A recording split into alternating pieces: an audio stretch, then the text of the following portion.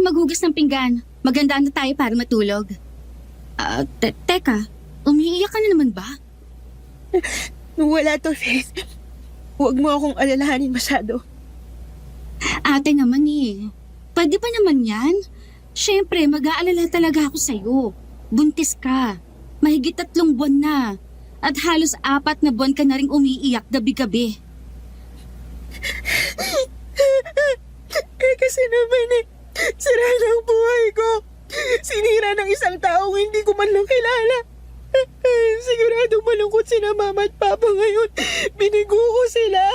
Hindi ko na matutupad ang pangarap nila. Hindi na ako makakagraduate. Hindi na ako tuluyang magiging nurse.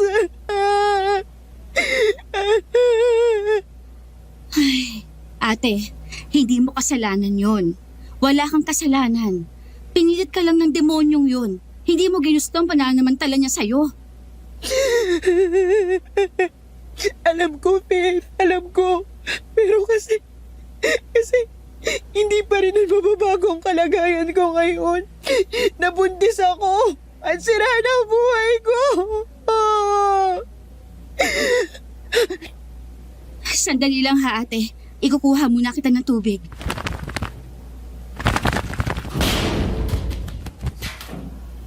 Ano yun? May kumalabog sa bubong.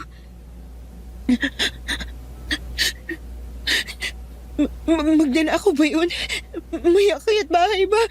Bukas pa naman ang mga ilaw natin, ha? Sino nandyan? Ha? Sino nandyan sa bubong? Mukhang malakas yata ang tama lang isang yan, ha? Nakuha pang tumakbo sa bubong? Buti na lang talaga, nasara ko ng mga bintana kanina. Faith? May problema, ate? May masakit ba sa'yo? Medyo sumasakit ang tiyan ko. Diyos ko, ngayon ba talaga? Hindi tayo pwedeng basta lumabas. Punyeta naman eh! Sino ba kasi ang nasa labas? Ba't ka ba nanggugulo? Huwag mo bubuksan. Hindi magandang kutob kung saan. Hindi ko talaga pagbubuksan yan. Hindi sumasagot eh. Aray ko! Teka. Nawawala na yung pananakit ng tiyan ko. Sigurado ka ba, ate? Hindi na masakit? Buksan mo, dali. Teka. Magandang gabi po. Ito ba ang bahay ni Judy? Opo. Bunsong kapatid po niya ako. Doc Cecile, kayo nga. Ba't po kayo nandito? Naku, Judy! Kumusta? Ilang buwan na rin mula nung huli kang pumasok sa ospital. Pumunta ako rito kasi nagtataka kaming lahat kung bakit biglang hindi ka na pumasok. Ay ako nang nagkusang dumalaw. Medyo napalapit ka na rin kasi sa akin eh. At teka po ma'am, wala po ba kayong napansing tao sa labas kanina? Ha? Tao? Wala naman. Bakit pala? Kasi Doc, may umaali-aligid kanina sa bahay. Kumalabog dun sa may bubong tapos nagtatakbo sa bakuran. Akyat bahay yata o sira ulo. Nako, delikado yan. Pareho pa naman kayong babae rito. Sa loob na lang siguro tayo mag-usap.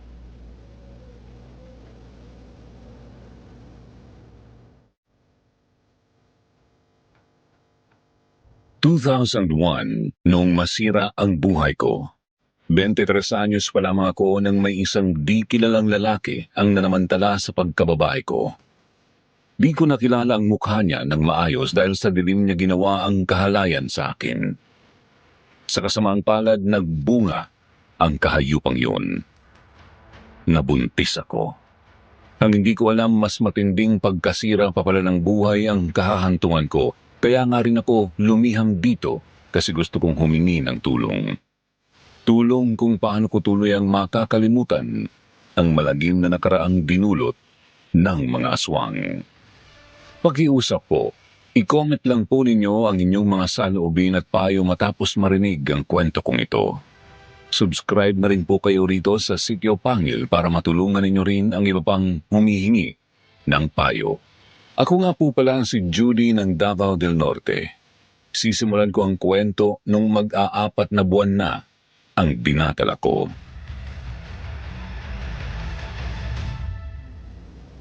Pasensya na ha kung alas 9 na lang gabi ako pumunta rito. Galing pa kasi akong duty Ayos lang po, doktora. Nagpapasalamat pa nga po ko para sa concern niyo sa akin eh. Talagang nag-abala pa kayo.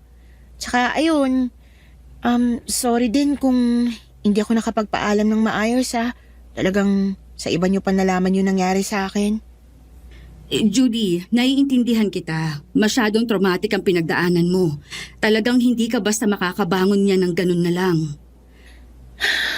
Hindi nga po ako sigurado kung makakabangon pa ako eh. Huwag mong sabihin yan. Ang isipin mo, makakabangon ka rin. Pwede ka pa namang magpatuloy sa pag-aaral para makagraduate ka eh. Siguro, mga 1 taon pagkatapos mo mga anak. Konti na lang din naman ang hahabulin mo. Kuha ka ng licensure exam, tapos ayos na. Ayoko po munang magsalita ng tapos, doktora. Ayoko pa nga po munang mangarap ngayon eh. Hindi ko pa kaya. Hindi kita masisisi. Hindi rin kita pipilitin. Basta, kapag may kailangan ka, tawagan mo lang ako. Alam mo naman ang number ko sa clinic, di ba? At kung makakatulong ako na rin ang magiging OB mo. Wala kang babayaran sa prenatal. Kahit panganganak mo, sagot ko na. Ay, nakakaya naman po sa inyo, Dok. Ito naman, huwag kang mahiya. Oo nga naman ate, malaking tulong na inaalok ni doktora sa'yo. Para na rin masigurado natin ang kalusugan mo. Oo nga pala, ano naman ang pinagkakaabalahan mo habang nandito ka lang sa inyo? Wala po. Wala naman po akong ibang magawa maliban sa konting gawaing bahay. Hindi maganda yan. Lalo ka lang lalamunin ng negative thoughts niyan. Ganito na lang, ayos ba sa'yo kung aalokin kita ng simpleng trabaho? Trabaho po? Teka Dok, kaya po ba ni ate yan? Huwag kayong mag-alala. Hindi naman to ganun kabigat. Ang akin lang talaga, kahit papano, maging productive ka rin habang naghihintay ng due date mo. Diba? Ang alok ko lang naman, maging private nurse ka ng daddy ko, Judy. Naku, Dok. Hindi pa yata ako pwede dyan. Hindi pa ako lisensyado eh. Huwag ka mag-alala. Kita ko naman ang performance mo sa OJT mo. Mahusay kang nurse. Huwag mong hayaang masayang yun. Isa pa, hindi naman komplikadong medical procedures ang gagawin mo. Imo-monitor mo lang naman ang kalusugan ni daddy. Bale, magiging alalay ka lang niya. Ganun lang. Kahit mga 2 or 3 months ka lang dun. Tapos, uwi ka na rito para mag-prepare sa panganganak mo. Doon po ako titira sa inyo? Oo, may sahod ka. Tapos libre na yung tulugan at pagkain mo. Kahit prenatal check-up mo sa akin, libre na rin. Ayos ba yun sa'yo? Magandang alok na yan ate. Payag ka na. Para rin naman sa'yo yan eh. Kung sa bagay, para sa'yo na rin. Para makapag-concentrate ka sa pag-aaral mo. Huwag mo kong isipin, ano ka ba? Ang unahin mo ang kalusugan mo at yung bata. Sabihin na natin hindi planado yan. Pero wala naman siyang kasalanan sa sitwasyon eh. Kailangan mo pa rin siyang alagaan habang dinadala mo pa siya. Tapos, tsaka ka nila magdesisyon kung papalakihin ba natin siya o ipapaampon. May punto ka, Faith. Kung nandito si mama at papa, siguradong yan din ang sasabihin nila. Ganito na lang. Bibigyan ko kayo ng panahon para mag-isip. Tapos, balik ako rito sa Sabado. Day off ko yun eh. Okay na ba yun? Sige po, Dok. Ayos na po yun. Sapat na panahon na yun para magmuni-muni. Ayun! Mabuti at hindi mo naman ako tinanggihan agad.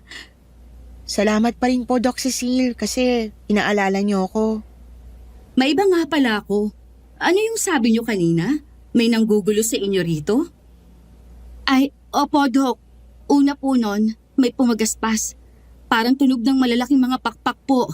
Tapos, May kumalabog sa bubong at nagpalakad-lakad siya doon sa mismong ibabaw ng yero. Sunod nun, napansin naming nagtatatakbo siya sa may bakuran. Mabuti at hindi kayo napasok dito.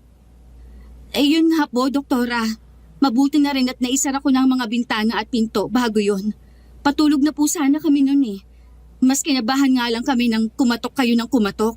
Eh hindi naman kayo kaagad nagsalita nang tanungin namin kung sinong kumakatok. Ha? Pero isang beses lang naman ako kumatok ha. Nagtawag din ako kaagad. Diyos ko, mabuti na lang pala talaga di natin agad binuksan yung pinto, Faith. Nako, kung ako sa inyo, magsabi na kayo agad sa barangay ninyo. Para naman mabantayan kayo ng mga tanod ngayong gabi. Kung gusto ninyo, samahan ko kayo doon. Noon nga rin ay sinamahan kami ni Dr. Cecil sa barangay hall. Sinalaysay namin ng kapatid ko ang mga nangyari. Pagkatapos inimbestigahan ng mga tanod at nung isang kagawad ang paligid ng bahay namin. At kinilabutan kami sa nadiskubre. May kakaibang mga bakas sa bakuran at bubong. Kung susuriin ay parang yung bakas ng mga paa ng buwaya o malaking butiki. May nakita ring bahid ng napakalapot at manilaw-nilaw na laway sa may dingding at ibabaw ng yero. Anong klaseng tao o nilalang kaya yung naparito sa inyo kanina? Sayang, hindi ko napansin agad yung mga bakas kanina pagdating ko. Hindi ka namin masisisi, Doktora. Madilim kasi sa labas eh. May hinala akong mukhang inaaswang ka, ate. Ha? Inaaswang? Ako? Aswang? Totoo ba yung mga ganun? Doktora, maniwala man tayo o hindi. Doon tumuturo ang mga posibilidad. Una, buntis si ate. Tapos, may ganyang mga kakaibang bakas sa paligid ng bahay. Eh hindi naman magagawa ng ordinaryong taong ganyang mga bakas. At paano naman magagawa ng isang buwaya ang ganyang mga tunog na narinig namin? Kumatok pa nga ng malakas sa pinto. Eh kung ganun, kailangan nyo lalo magdoble ingat. Hindi kasi malabong bumalik yon.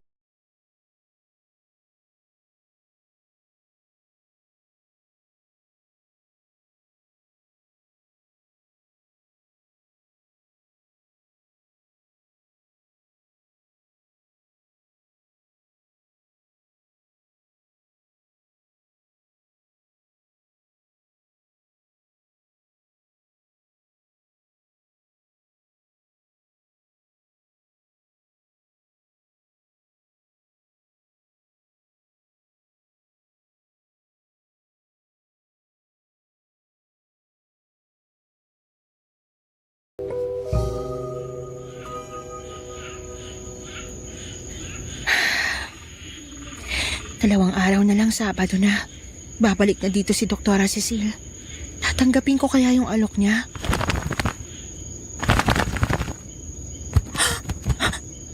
Ang mga pagaspas na mga pakbak. Ayan na naman. Faith! Gumising ka! Faith! Faith! Ate, may problema ba? Yung pagaspas na mga pakpak, ayan na naman. Ha? Oo nga no. Nandyan nga. Ano gagawin natin? Baka guluhin na naman tayo niyan. Tapos baka may magawa na yan ngayong gabi. Relax ka lang, ate. Naglagay tayo ng mga bawang sa mga bintana. Pati ang bubong at bakuran. Sinabuyan ko rin ng asin. Kung totoo ang sabi sa mga kwento, hindi na yan makakalapit sa atin ng basta. Huminto na yung pagaspas. Pero walang kalabog. Kinakabahan pa rin ako, ate.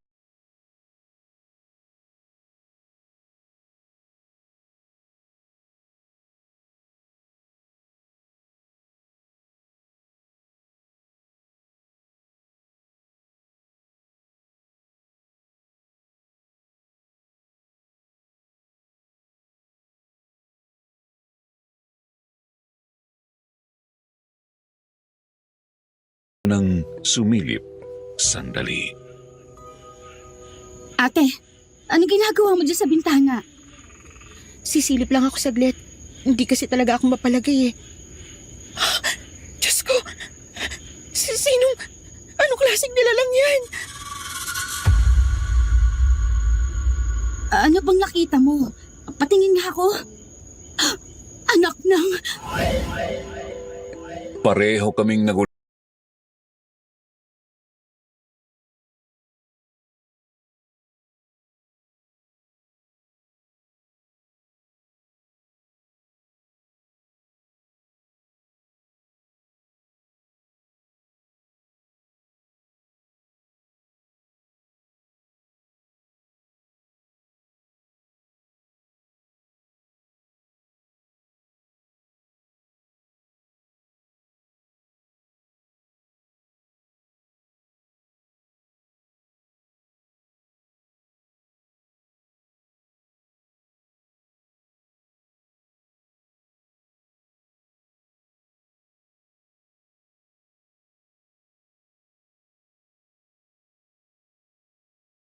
kilabot na naramdaman ko.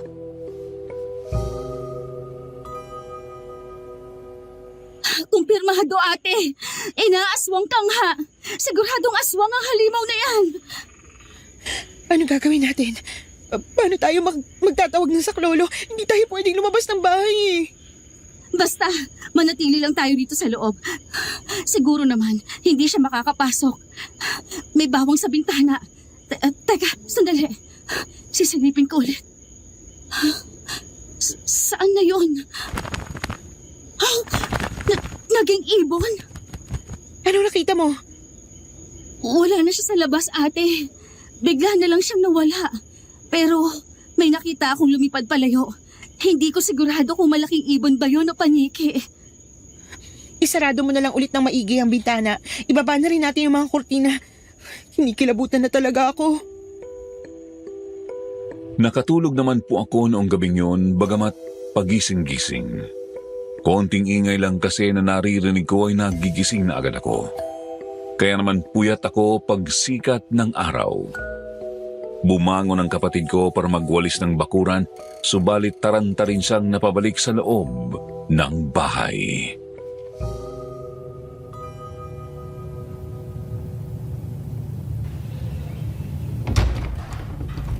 Ate! Ate Judy! Oh, ano problema mo? Bakit hindi maguhit yung mukha mo? Ano kasi, sa labas, may ano, Diyos ko. Faith, dinawin mo nga. Hindi kita maintindihan eh. May patay na pusa. Tapos, yung bangkay, wasak. Ano? Wasak? Paanong wasak? Dali-dali akong sumunod kay Faith sa labas ng bahay. Pagkarating namin sa bakuran ay mabilis ang itinuro sa akin ang patay na pusa. Nakasiksik sa may gilid ng dingding ng kwarto namin. Diyos ko! Ano nangyari sa pusang yan? At sino may gawa niyan? Nanlamig agad ako sa kinatatayuan ng makitang malagim na sinapit ng pusa. Nakahiwalay na po kasi ang ulo nito mula sa katawan tapos binuklat pa ang sikmura. Nagkalat ang kanyang dugo sa bahaging yun ng bakuran.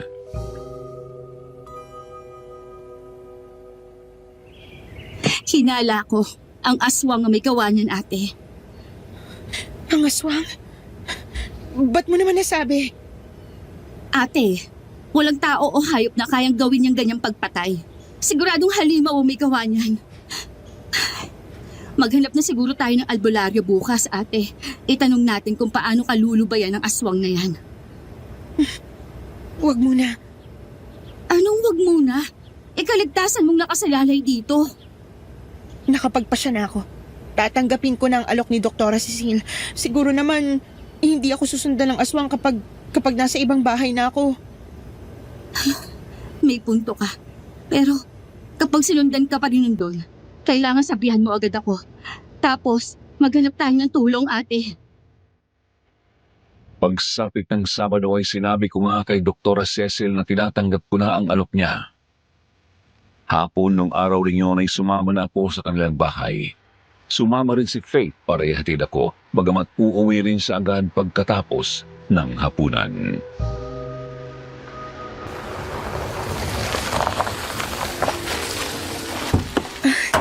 Ang yaman nyo naman po pala, Dok. Medyo malawak din tong taniman nyo ng saging eh. Hindi naman kami ganun kayaman. Pero itong taniman naman ng saging ang pangunahing kabuhayan ni na daddy at mami noon. Ngayon namang doktor na ako, konting bahagi na lang ng sagingan namin ang natira. Pinapatakbo pa rin ni daddy kahit hindi naman na kailangan. Para lang din hindi siya mabagot dito sa bahay. May naglalakad pa palapit. Bago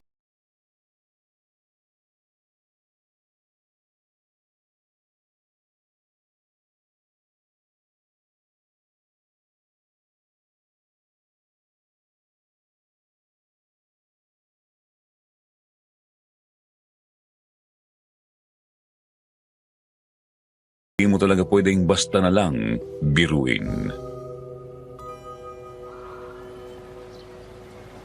Ma'am, ito na po yung sukli sa biniling mga abono kanina. Bukas na po namin sisimulang ilagay. Sige, ako na ang magbibigay nito kay daddy. Makakaalis ka na. Sige po, ma'am. Mag-iingat ka sa taong yan, ate. Kinukutuban ako sa kanya. Kahit ako rin naman kinukutoban din. Pero wag na lang nating husgahan agad yung tao. O paano? Tara na sa loob. Sumunod kayo sa akin. Sige po, Doc. Nandiyan na po. Nahuli ko pang lumingon sa amin ang binatang tauhan bago ito tuluyang lumayo. Lumabas ito sa gate ng malaking bahay tapos nagtuloy-tuloy sa sagingan. Kami naman ni Faith ay sumunod na kay Dr. Cecil sa loob ng kanilang bahay. Pagkapasok sa loob ay agad akong nakiramdam. Isang nakagawian ko na tuwing nakakarating sa panibagong mga lugar. Bukas nga po kasi ang third eye ko. Kaya lagi kong hinahanda ang sarili ko kung may multo man akong makita. Pero wala naman akong naramdamang masamang presensya ng isang kaluluwa sa bahay ni na Dr. Cecil. Medyo kinutuban lang ako nang makita ko na ang kanyang daddy na si Sir Norman. Hoy, nandiyan na pala kayo. Sino ba sa kanilang sinasabi mo magiging nurse ko, Cecil? Siya po, Dad. Itong si Judy. Kumusta po, sir? Ito naman po ay bunsong kapatid niya, si Faith. Magandang hapon po, sir. Pasensya na po kung sumama ako. Hinatid ko lang po si ate. Nako, ayos lang. Maupo kayo rito. Dito kayo sa sala, mag-usap muna ha. Ramdam kong parang pamilyar sa akin si Sir Norman. Pamilyar sa akin yung titig niya, pero di ko masabi kung saan ko yun nakita. Sinantabi ko na lang dahil unang beses pa lang naman naming magkita noon. Baka masyado lang akong nag-iisip o nakikiramdam ng kung ano. Huwag kang mabahala, Iya. Di naman mabibigat ang mga trabaho dito. Ayoko rin naman kasing matengka at walang ginagawa, kaya ako mismo ang tumutuko sa pagluluto. May labandera rin na pumupunta rito kada linggo. Mukhang magiging maayos naman ang buhay mo dito, ate. Totoo naman ang sinabi ni Doktore. Hindi masyadong mabigat ang magiging trabaho mo rito. Mukhang gano'n na nga. Tsaka, kung kailangan, pwede ka naman bumisita sa kapatid mo, Judy. Basta ba, hindi lang din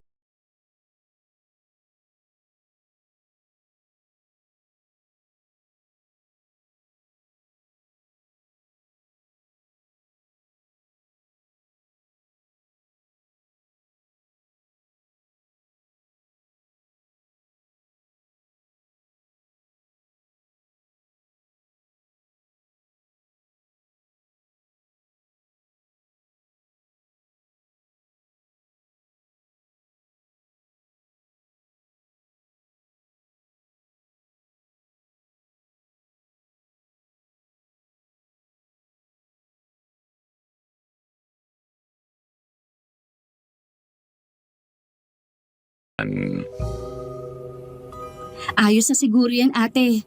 At least, wala manggugulo sa'yo rito mga chismosa sa paligid. Basta, kung may kailangan ka, uwi ka lang. Baka rin kasi maburyong ka rito eh. Ikaw rin, wag mong pababayaan ang sarili mo sa bahay Mag-aaral ka ng maayos, tsaka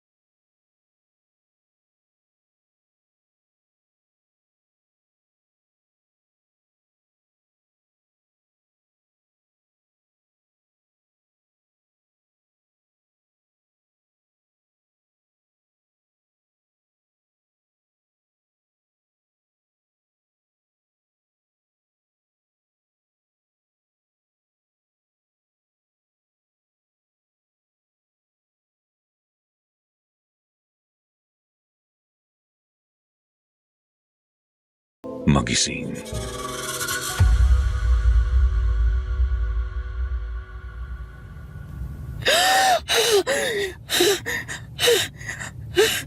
Ano? Ba't bigla ako nagising? 2:00 pa lang ah. Diyos ko, nanlalamig ako. Parang may nagmamasid sa akin. Ano bang meron? Wala naman to kanina. Sinundan kaya ako ng aswang? Napalingon ako sa bintana. Nakasarado ang mga jalousie at nakababa ang makapal na bintana. Napalunok ako ng laway. Nanalangin ako tapos nilakasan ko ang loob ko. Lumapit ako sa bintana at sumilip ako roon. Babae. Sino yung babae? Bakit siya nandiyan sa may puno ng saging? Pabilog po ang buwan noon kaya naman medyo naaaninag ko ang labas ng bahay. Nakita kong nakatayo sa labas ng sementong bakod sa ilalim ng isang puno ng saging ang isang babae. Nakayuko at nakalugay lang ang buhok, nakasuot ng brown na duster. Multo? Minumulto yata ako. Pero, bakit naman magkakaroon ng multo dyan sa may sagingan? Diyos ko, ang tunog na yun. Yung aswang, sinundan niya nga ako. Lalong kumabog ang dibdib ko nang marinig ang pamilyar na pagaspas ng mga pakpak. Muli akong lumingon sa may sagingan. Wala na roon ang babae. Taranta ko namang sinarado ang bintana at binaba ang kurtina. Sinigurado kong hindi ako masisilip ng kahit sino mula sa baba. Pagkatapos ay dali-dali akong sumiksik sa kabilang sulok ng kama tsaka nagtalukbong ng kumot. Hindi ko na marinig yung pagaspas. Sana naman lumayo na yun. Sana mali ako. Sana hindi yun ang... Ilang sandali lang ay natigilan ako nang may marinig akong kumakalansing na bakal. Hindi yung tunog ng yero. Pinakinggan ko yung maigi nang hindi inaalis ang kumot na nakatalukbong sa akin. Hanggang sa mapagtanto kong kumakalansing ang grills ng bintana sa kwarto ko.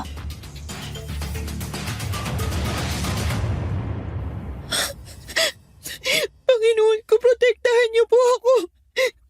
Bakit ba kasi ako puntirya ng aswang na yan? Marami namang buntis sa ibang mga lugar. Bakit ako pa? Diyos ko, tulungan niyo po ako. Palayasin niyo po yung halimaw na yan. Tuloy-tuloy ang pananalangin ko habang nakatago sa loob ng kumot. Hindi po talaga ako huminto hanggang sa di ko napansing nakatulog na pala ako. Nagising na lamang ako nung pasikat na ang araw. Maaga pa. Tahimik pa ang bahay.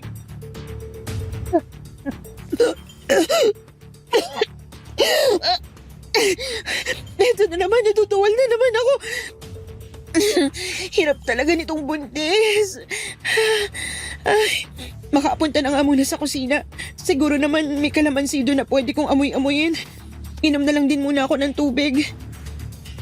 Lumabas ako ng kwarto. Mukhang tulog pa nga ang mga amo ko kaya naman dumiretso na ako sa kusina.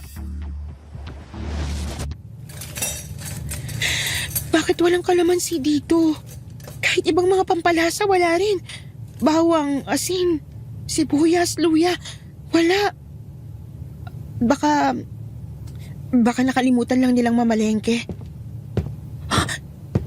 May tao sa labas. Siya yun. Natigilan ako nang makita ko sa bintana ang binatang tauhan sa sagingan. Lumakad siya sa may likod bahay at dumiretso sa pinakalikod na simentong bakod. Kita kong may tinititigan siya sa halamanang naroroon. Nagtaka ako at namalayan ko na lang ang sariling lumalakad na papalabas ng likod bahay. Magandang umaga. Ikaw? Ba't nandito ka? Nagtatrabaho kasi ako rito. Ako yung magiging nurse ni Sir Norman. Ako nga pala si Judy. Nurse? Ba't naman niya kailangan ng nurse? Wala namang nararamdaman yun Malakas pa nga sa kalabaw yun Ha? Hindi ko pa alam. ngayong araw pa raw ibibigay ni doktora sa akin yung medical records ni sir eh. Mamaya ko pa yun matitingnan. Kung ako sa'yo, mag-iingat ka sa bahay na yan. O mas mabuti pa, umalis ka na lang kagad. Bakit naman? Mabait naman yung mag-ama ah. Huwag ka na masyadong maraming tanong. Makinig ka na lang. Mauna na ako. Teka sandali. Ano nga palang tinitingnan mo rito sa may halamanan? Huwag mo titignan. Ano bang...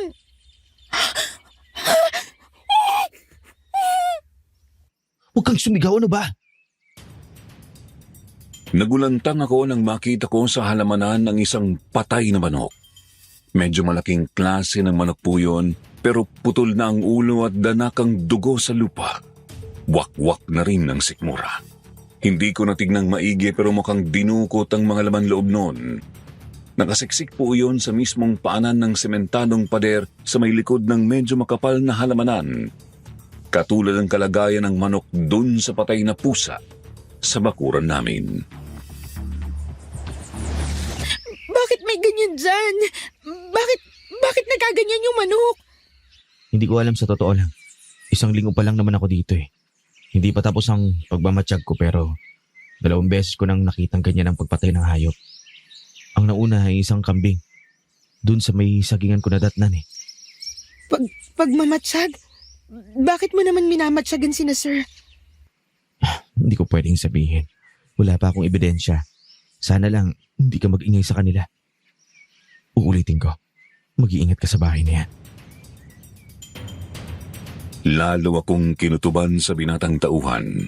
Halata kasing may inililihim siyang mabigat. Gumulo rin sa isip ko ang kanyang babala tungkol sa mag-ama.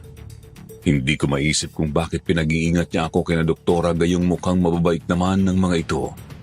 Batay na rin sa pagkakakilala ko kay Doc Cecil nung pumapasok pa lang ako sa ospital bilang on-the-job trainee. Oh, Judy, saan ka galing? Good morning po, Doc. Nagpahangin lang po ako sandali sa may likod bahay habang naghihintay na magising kayo. Ah, sige. Halika, sasabihin ko sa'yo mga gagawin mo. Kinausap na ako ni Dr. Cecil nung umagang yun. Pinakita niya sa akin ang mga medical records ni Sir Norman. Sinabi niya sa akin ang mga responsibilidad ko. Basic lang naman po yun. Imomonitor ko lang ang kalusugan ni Sir. Kukuhanan ko siya ng BP o blood pressure. Sisiguraduhin sakto ang pag-inom niya ng gamot at babantayan kung sakaling sumama ang kanyang pakiramdam. Mukhang may karamdaman nga talaga si Sir Norman. Hypertension. Pangkaraniwan sa mga matatanda. Pero, ba't kaya nasabi nung binata na wala naman talagang karamdaman si Sir? Ay, bahala na nga. Huwag ko na lang sigurong isipin yung weirdong yun. Di ko naman siya kilala eh. Isa pa, doktor si Doc Cecil. Ba't naman niya ako kukuning private nurse para sa daddy niya kung hindi naman pala kailangan, diba? Itutuong ko na lang talaga yung pansin ko sa trabaho ko rito. Naging maayos naman po ang umagang yun sa bahay ng mag-ama. Mag-aalas 7 na nang umalis si Doc Cecil para pumasok sa ospital. Mga ganong oras din nang magising na si Sir Norman. Magandang umaga, Judy. Nakaalis na ba sa Cecil? Opo sir, kani-kanina lang po. Upo po muna kayo dito sir. Kukuha na ko po kayo ng BP. Di ba pwedeng mamaya na lang pagkatapos natin mag-almusal?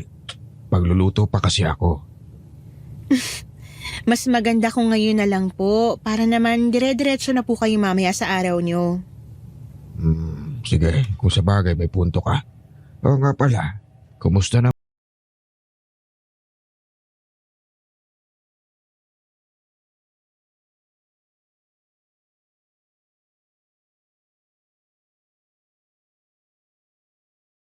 Tahimik din nang nakatitig na ako sa metro. Normal naman po yung BP nyo sir. Pero batay po dito sa records ninyo, kailangan nyo pa rin uminom ng gamot pagkatapos mag-almusal. At saka, Sir Norman? Masama to. Hindi ko na kayang pigilan. Napakabango. Nakakatakam talaga. Sir Norman, may problema po ba? Wala. Wala naman. May napansin ka bang kakaiba sa BP ko? Wala naman po, sir. Pero po kasi parang... Wala naman pala. O siya, sige na. Maghahanda na ako ng almusal at makakain na tayo ha. Takang-taka ako sa inasal ni Sir Norman noon. Napakatalas ng titig niya sa tiyan ko. Napansin ko ring bahagya siyang naglalaway. Mabilis naman niyang inayos ang sarili ng tawagin ko, subalit hindi nawala agad ang pagkabog ng dibdib ko sa kaba kahit noong tumalikod na siya. Nanayo ang balahibo ko. Napahawak din ako sa tiyan ko. Pamilyar talaga yung mga mata ni Sir Norman eh. Hindi ko pa rin matukoy kung saan ko ba nakita ang mga matang yun, pero palagay ko, konti na lang maaalala ko na. Hindi ko alam, basta kinikilabutan ako sa titig niya sa akin. Naghanda si Sir Norman ng sandwich at kape. Pagkatapos ay tinawag niya ako para kumain. Judy, alis ako ngayong umaga. Baka hapon o gabi na ako makabalik. Sige po, sir. Maghahanda na po ako kaagad pagkatapos kumain. Naku, wag na. Tumito ka na lang muna sa bahay. Hintayin mo ako. Pero sir, trabaho ko po na bantayan yung kalusugan niyo eh. Mamaya bigla pa kayong atakihin habang nasa labas. Tsaka baka magalit si Doc Cecil kapag pinabayaan ko kayo. Hindi yan. Wag mo ako masyadong alalahanin. Manatili ka lang dito at hintayin ako, ha? Maliwanag ba yun? Nagtataka man ay tumango na lamang ako. Pagkatapos mag-almusal ay umalis nga si Sir Norman. Naiwan akong mag-isa sa bahay. Kaya naman naglinis na lang ako ng konti tsaka pumunta na sa kwarto ko.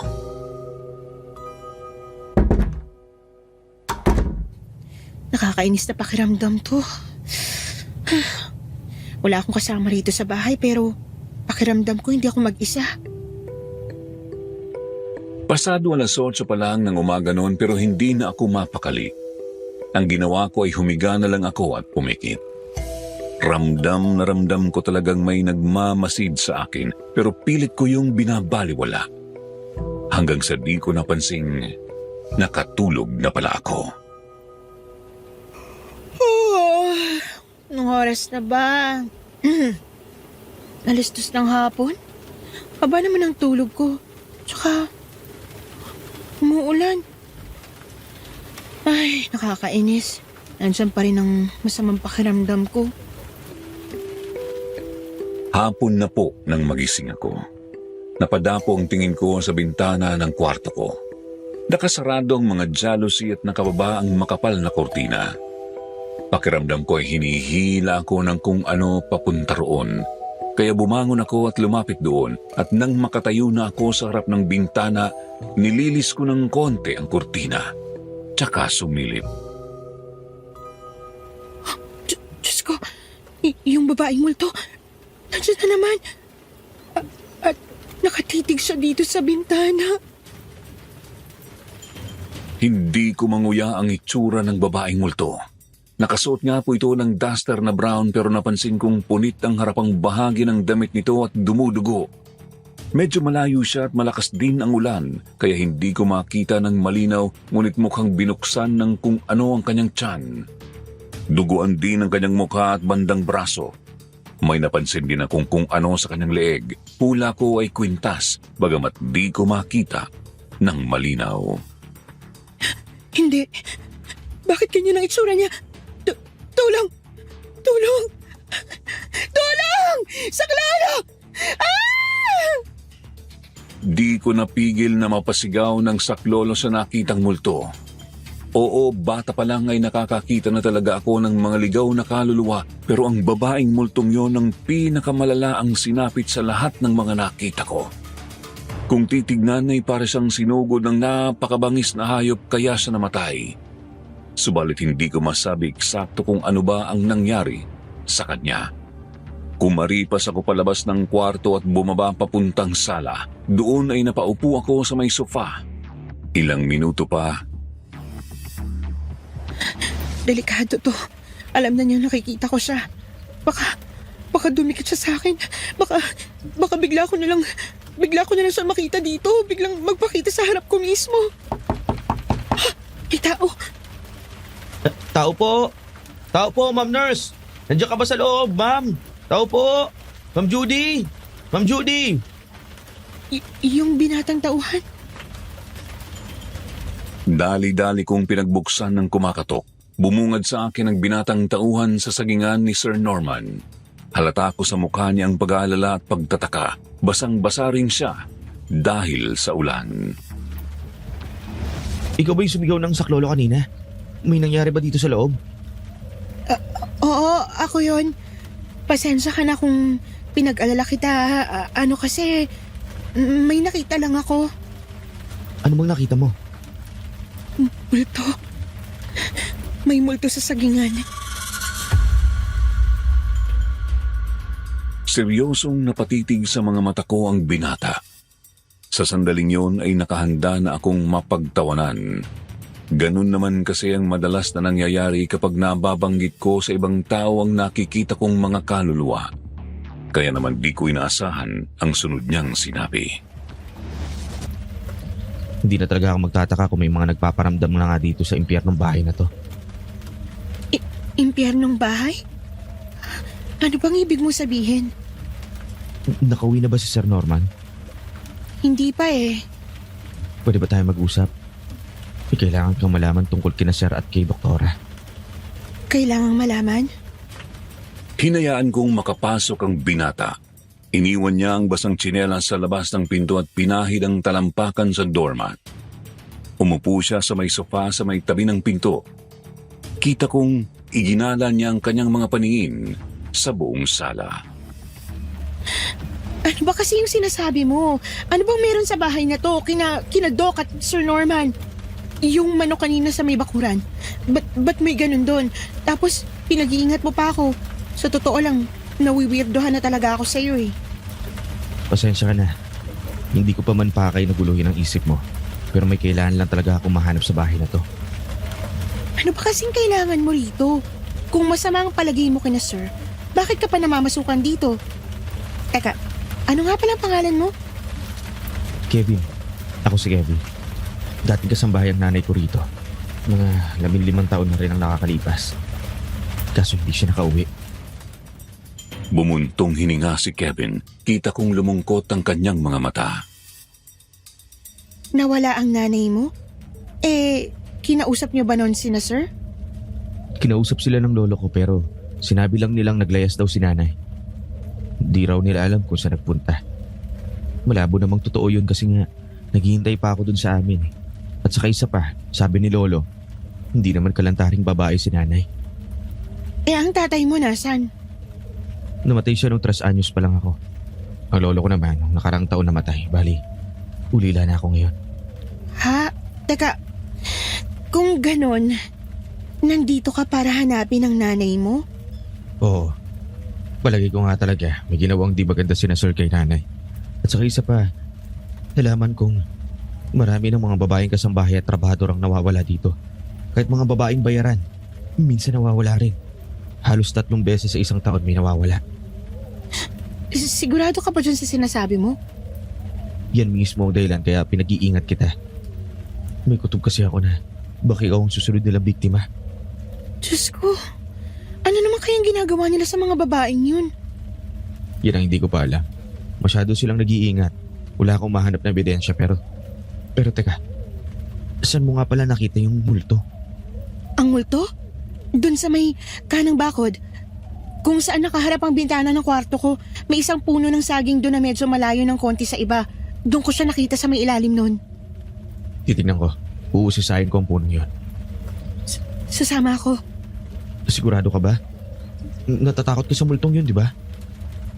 Alam na niyang nakikita ko siya. Malaki yung posibilidad na hindi niya na ako titigilan. Kaya sasama ako ron. Titingnan ko kung anong pinakamabuting gawin. Umuulan pa rin nang lumabas kami sa pinto pero di na ganun kalakas. Lumakad kami palabas ng gate at dumiretso sa may sagingan. Pagkaliko pa lang ay kumabog na agad ang dibdib ko hanggang sa tuluyan na akong napahinto sa paglalakad nang matanaw ko na ang puno ng saging na may multo. May problema ba, Ma'am Judy? Ayos ka lang? Yung multo, nakikita ko na siya. Nakatitig siya sa atin. Tumitingin siya sa'yo. Saan? Bakit naman sa akin? Hindi ako sigurado, pero mukhang may kailangan siya sa'yo. Ngayon, kumakaway siya. Kumakaway siya, Kevin. Pinapalapit niya tayo. Nanlamig ako ng gusto kahit medyo malayo pa kami sa multo. Kitang-kita ko talaga ang nakabukas niyang tiyan at lieg na may gilit. Halos maduwal-duwal na ako sa kilabot at pandidiri noon pero tinatagan ko lang ang sarili ko. Pinasadahan ko pa siya ng tingin hanggang sa mapansin kong kwintas nga ang suot niya sa kanyang leeg. Kulay itim ang lubid tapos may pendant na pila. Bilog po yun tapos yun yung pendant na kadalasang may mga larawan sa loob. Napansin ko ring nakaumbok pala ng konti ang nakabukas niyang tiyan. Umbok na parang buntis ng 3 o 4 na buwan. Lumapit tayo. Kung bumalik ka na lang muna sa bahay, baka nalalamigan ka na eh. Malata din kasing hindi ka komportable. Lumapit tayo. Sigurado may mahalagang kailangan sa atin ng kaluluwang yan. Teka, pwede bang ilarawan mo sa akin ang itsura niya? Halos kasing tangkad ko. Nakalugay ang buhok na itim. Kulay brown ang suot na duster. Tapos may kwintas. Itim na lubid. May pendant na bilog na pwedeng may larawan sa loob. Ngayon ko lang din napansin. Mukhang buntis siya, Kevin. Pinatay siya nung buntis siya. Kinukutuban na rin ako. Sige, lumapit tayo sa puno. Palamig ng palamig ang paligid habang lumalakad kami palapit sa puno ng saging. Lumingon ako. Walang ibang tao. Tumingin ako ulit sa babaeng multo. Huminto ito sa pagkaway ng nasa 3 metro na lang ang layo namin sa kanya. Totoo nga. Mukhang may multo nga. Nararamdaman mo na siya? Oo, nararamdaman ko yung kakaibang lamig mula dyan sa puno ng saging. Tapos patindi ng patindi yung lamig. Palamig ng palamig dahil lumalakad siya palapit sa'yo. Ha? Sa akin? Bakit naman sa akin?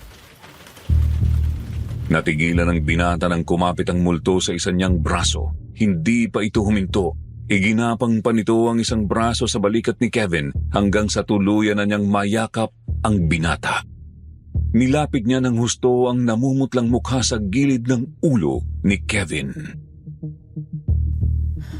Diyos ko, anong ginagawa ng multong yan? Nay, kayo po ba yan? Nanay ka rin. Nanay ko. Kayo nga po, Nay. Anong ginawa nila sa inyo? Ano?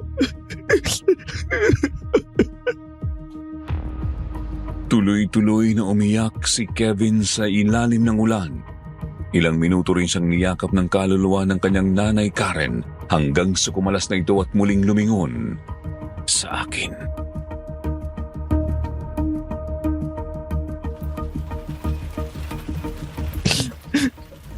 Nay, nandiyan pa po kayo. Nay Karen. Ma'am Judy, nandiyan pa ba si nanay? Nandito pa siya, Kevin. May sinasabi siya. May tinuturo siya. Tinuturo? Kevin, kumuha ka ng pala. Bilisan mo. Ha? Pala? Para saan? Huwag ka na magtanong. Bilisan mo na. Oo, kukunin ko na. Teka, sandali. Agad tumakbo si Kevin para kumuha ng pala. Ako naman ay nakatitig lang sa multong nasa ilalim ng puno ng saging.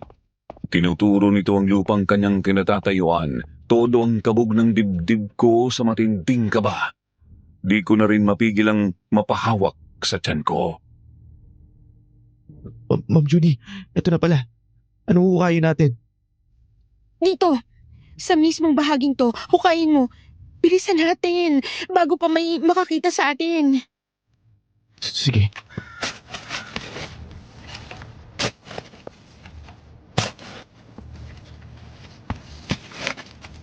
Hindi na nagsayang ng oras si Kevin, agad niyang hinukay ang lupang kinatatayuan ng kaluluwa. Tumingin ulit sa akin ang kanyang nanay Karen bago ito naglaho. Nagpatuloy sa mabilisang paghukay si Kevin. Mabuti na lang at malambot ang lupa noong sandaling yun dahil sa ulan. Ulan na unti-unti na ring huminto pagdaan ng mga minuto. Wala pa ako nahanap. Pero parang alam ko na kung anong nandito. Sana lang si nanay. Ituloy mo lang, Kevin. Tuloy-tuloy lang. Nandyan lang siya, sigurado ako doon. Nagpatuloy sa ginagawa si Kevin. May kalaliman din kasi ang kailangang hukayin. Kita kong todo na ang pawis niya noon pero kita ko ring wala siyang balak na tumingil. Ako naman ay di na iniwan ng kaba. Di ko alam kung kikilabutan ba ako o maaawa para sa mag-ina hanggang sa lumipas ang 2 oras. Malapit ka na, Kevin. Pakiramdam ko malapit ka na. Konti na lang. Ito na yun. Ito na yun. Nay! Karay! Kamaga! Nay!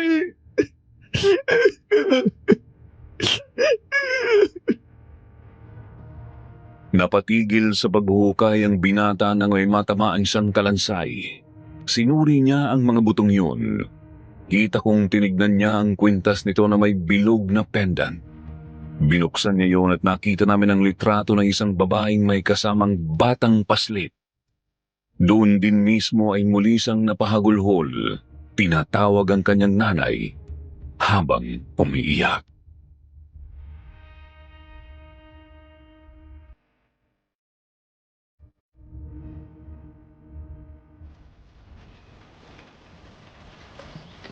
Nahanap ko na ang patunay. Sinabi ko na nga ba eh. Sinabi ko na eh. Diyak ako may kinalaman sila Sir Norman sa nangyari kay nanay. Ang damit ng kalansay. Itong kwintas. Kay nanay Karen to. Si nanay ang nakalibig dyan, Ma'am Judy. Ikaw ba yung bata sa larawan, Kevin? Yang babae ba ang nanay mo? Oo, kami nga to. Yan ang nanay ko at ako yan ang bata ko. Anong plano mo? Gaganti ako. Igaganti ko si nanay. Pero bago yun, gusto ko munang siguraduhin magiging ligtas ka, Ma'am Judy. Kailangan mo nang umalis dito. Pagaspas! Yung ibon! Diyos ko! Muli akong ginapangan ng kilabot nang makita ang itim na ibon sa himpapawid.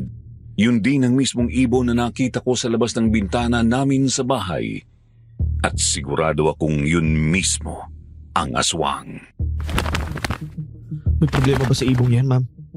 Ang aswang! Yan ang aswang! Ano? Kung ganun, tumakas na tayo dito. Umalis na tayo dito, Ma'am. Bilisan natin. Binitbit ng binata ang pala at ibinulsan niya ang kwintas ng kanyang nanay. Pagkatapos ay agad na kaming tumakbo. Lumusot kami sa sagingan. Pakay namin noon ay makalabas na sa lugar na yon, makarating sa kalsada at makasakay papunta sa bahay namin ni Faye. Subalit, Diyos ko! Ilayo niyo kami sa aswang! Tulungan niyo kami makatakas! Ma'am, kaya mo pa? Yan dyan mo, hindi ba sumasakit? Kaya ko to. Hindi pwedeng maabutan tayo ng halimaw na yun. Hindi! Ang akala niyo ba makakatakas kayo? Hindi! Hindi kayo makakalayo mga hangal. Hindi kayo makakaalas. Akin ang anak mo, Judy! Akin!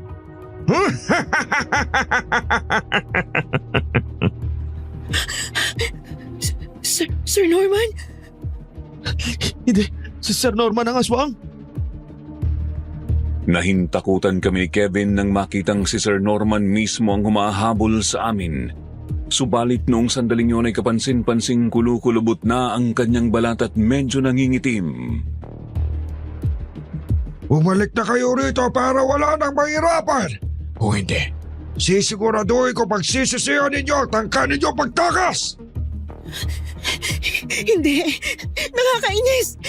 Kung ganun, pilano nila to. Pilano talaga nilang patirahin ako dito para biktimahin mga hayop. Magpatuloy lang tayo sa pagtakbo, ma'am. Kailangan natin makarating kaagad sa kalsada. Sana lang makasakay kaagad tayo ng tricycle. Nakakainis lang talaga isipin eh. Bakit ba ako nagpaling lang kay doktora? Ayaw nyo talagang tumigil! Pwes, bumanda kayo sa akin. Hindi! Nasaan na siya? Magpatuloy ka lang, ma'am. Harapin ko na yung damuhong yan. Anong binabalak mo? Malakas ang loob mo! Hangal! Hangal na kung hangal. Pero hindi kita uurungan. Igaganti ko ang nanay ko. Lumundag si Sir Norman papunta sa direksyon ni Kevin, subalit chinempohan siya ng binata. Buong puwersang winasiwas ni Kevin ang bitbit na pala at hinambalos yun sa mismong ulo ng halimaw kong amo. Buwisit kang tao ka. Pagbabayaran mo pagpalag mo sa akin. Hindi pa ako tapos. Eto pa! Muling napahiyaw ang aswang nang itinaga ni Kevin ang patulis na bahagi ng pala sa balikat nito. Dumanak ang maraming dugo sa lupa at napansin kong nanghina ang halimaw. Tara naman, bilisan natin. Tumuloy na tayo. Oo, tara. Nagpatuloy kami sa pagtakbo palabas ng sagingan. Huling lingon ko sa aswang ay pinipilit nitong bumangon kahit nang hihina. Tuloy-tuloy lang kaming tumakbo hanggang sa makarating na nga kami sa may kalsada. Agad kaming sumakay ng tricycle. Pasado 5:00 na po ng hapon nito.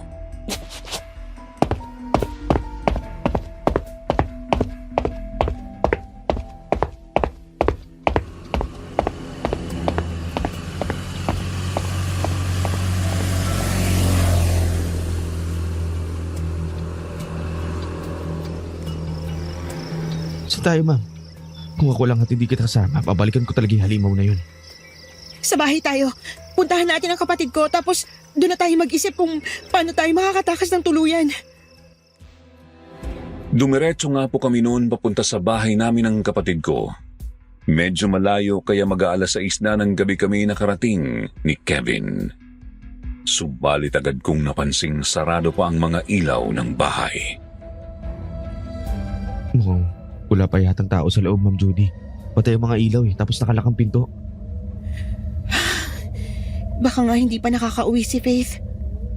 Maghanap na muna siguro tayo ng ibang lugar, ma'am. Sige, mabuti pa nga. Ang kaso, saan tayo pupunta? Wala akong maisip na pwedeng lapitan eh. Pwede sana sa amin kaso malayo pa yun eh. Sa bahay ng isang kaklase ko, subukan natin doon. Tapos bumalik lang tayo dito ng mga 9:00. Nakauwi na si Faith ng mga oras na. Sino? Hindi. Kevin, anong nangyari? Sumama ka sa akin. Doc Cecil, Tatakas ka. Tapos dito ka lang din didiretso sa bahay mo. Tanga! Sumama ka sa akin. Doc Cecil, pasensya na po. Pero hindi na ako sasama sa inyo. Sumama ka ng tahimik kung ayaw mo mamatay kayo nitong kasama mong hangal. Palihim akong tinutukan ng patalim ni Dr. Cecil, kaya naman di na ako nakapalag ng pasakayin niya ako sa nakaparada niyang kotse. Naiwan namin si Kevin na nahimatay sa may gilid ng kalye.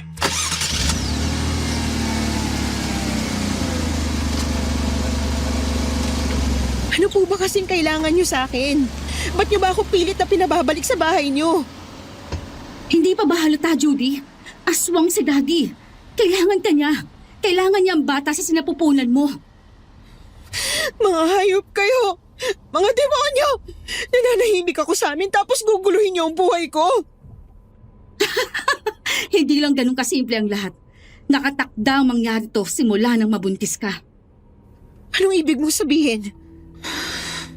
Anong gagawin mo? Natigilan ako nang kumuha si Doc ng isang boteng may langis sa kanyang bulsa. Habang nagmamaneho ay binuksan niya yun at agad na ibinuhos sa mukha ko ang laman. Nang dumampi yun sa ilong ko ay agad na lumusob sa daluyan ko ng hangin ng napakahapding sensasyon. Napaubo ako. Hindi ko alam kung anong langis yun, basta sigurado akong hindi yun ordinaryong gamot lang. Hindi nagtagal ay unti-unti akong kinapos ng hininga hanggang sa nawalan na nga ako ng malay.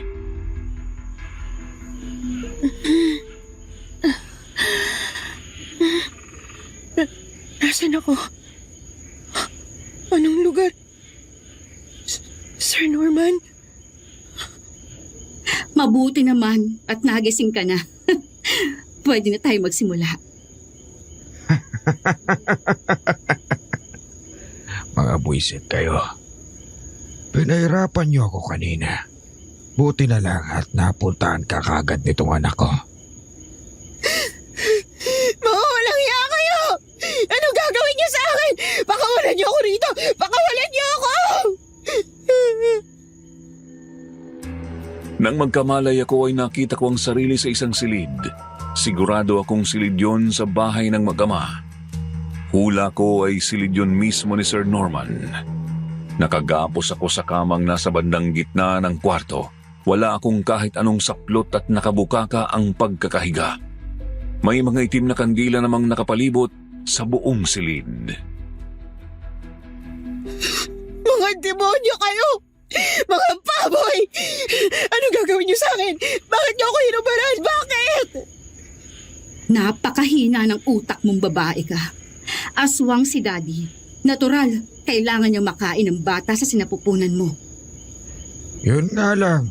Kita kong malusog at masarap kang babae, Judy. Kaya hindi kita pwedeng patayin. Kukunin ko lang ang anak ko sa sinapupunan mo. Tapos bubuntisin kita ulit.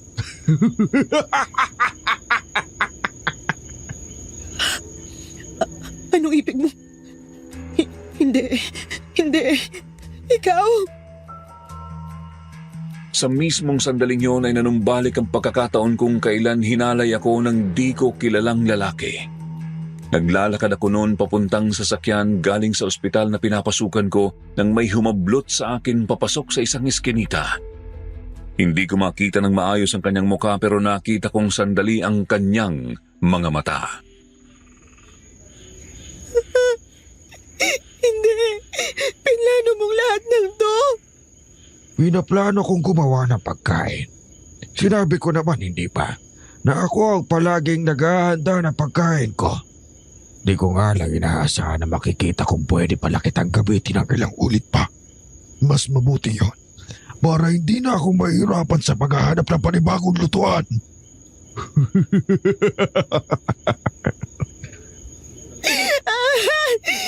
Hayop ka! Demonyo! Napakababoy mo! Napakasama mo! Halimaw ka! Napakasama mo! Napakasama mo!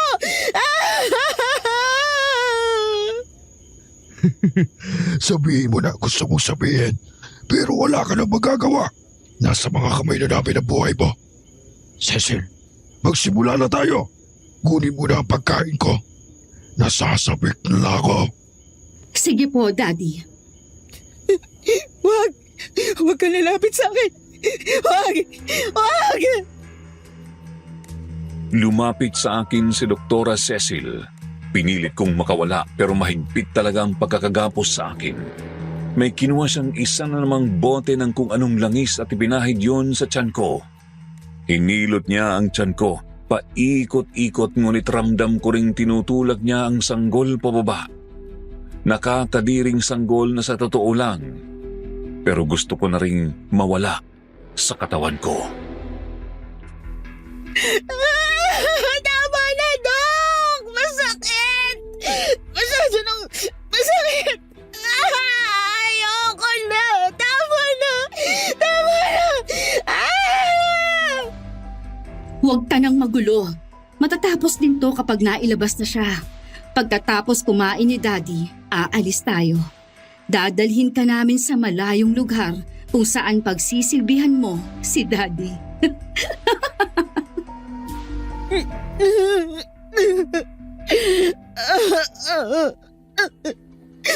Mga hayop kayo! Mga hayop! Patindi ng patindi ang nararamdaman kong sakit. Pakiramdam ko na po noon ay hinahalukay ng husto ang laman loob ko. Ramdam ko ring pahina ng pahina ang kapit ng bata sa sinapupunan ko at pati ang tibok ng kanyang puso. Maging ako man mismo ay pahina na rin ng pahina. Tulong. Sa kalolo. Diyos ko. Ilayo niyo sa akin ang mga taong ito. Wala pa ba, Cecil? Takam na ako. Konti na lang, Dad. Konti na lang. Konti na lang.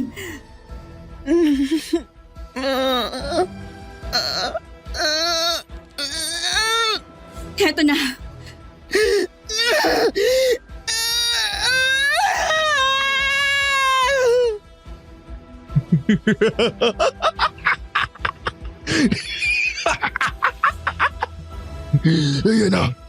Ayan na. Lalapos na. Ayan na!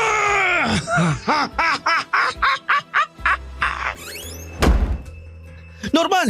Buksan mo ang pinto! Pakawala mo si Ma'am Judy! Norman! Wala ka na maluloko rito, demonyo ka. Nakita na namin ang iba pang mga buto sa sagingan mo. Ang dami mo nang pinatay. Ang dami mo nang sinirang mga buhay. Ngayon igaganti ko ang nanay ko! Ah! Hindi mo masasaktan si Daddy!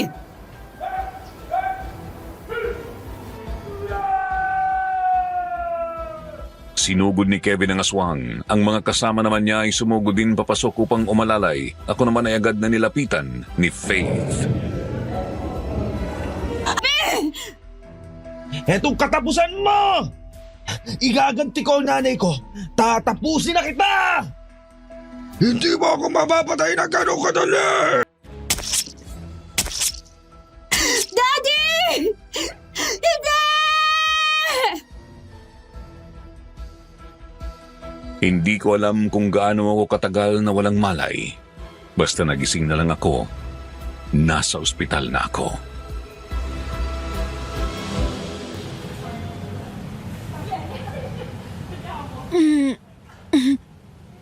Nasaan ako?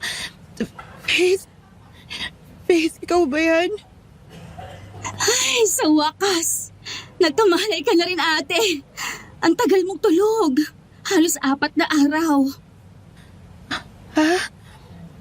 4 na araw akong tulog. Aray ko, ang sakit ng ulo ko. Huwag mo munang pilitin ang sarili mo. Sandali lang ha. Tatawagin ko ang doktor.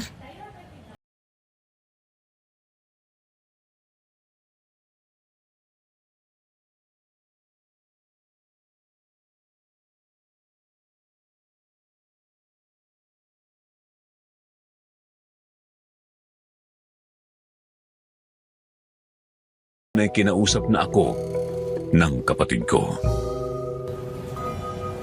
Faith, ano na bang nangyari nung nawalan ako ng malay? Napakaraming nangyari, ate. Una nun, namatay si Sir Norman. Naabo kasama ng sagingan niya. Si Doc Cecil, nagbigti.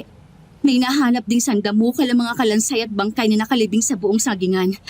Pawang mga babae at mga buntis nang namatay. Oo nga pala. Paano kayo nakapunta dun sa malaking bahay? Ganito kasi yun, ate. Lintik na prof yun. Gutom na ako eh. May pahabol pang activity. Ha? Teka. Hindi ba siya yung... Anong ginagawa niya dyan? Kuya?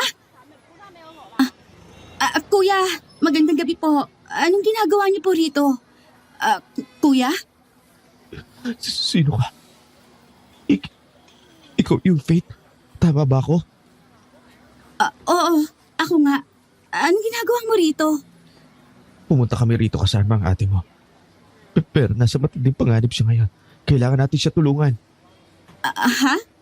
Ano bang sinasabi mo? Nasa alanganin si Ma'am Judy. Papatayin siya ng mga aswang. Ano ka mo? Aswang? Sinundan si ate ng aswang doon. Hindi ganun yun. Sa bahay na yun mismo, nakatira ang mga aswang. Diyos ko! Kinuwento sa akin ni Kuya Kevin ang lahat. Pagkatapos, pumunta kami sa sagingan. Humingi kami ng tulong sa mga trabahador doon. Mabutit naniwala sa inyo yung mga trabahador.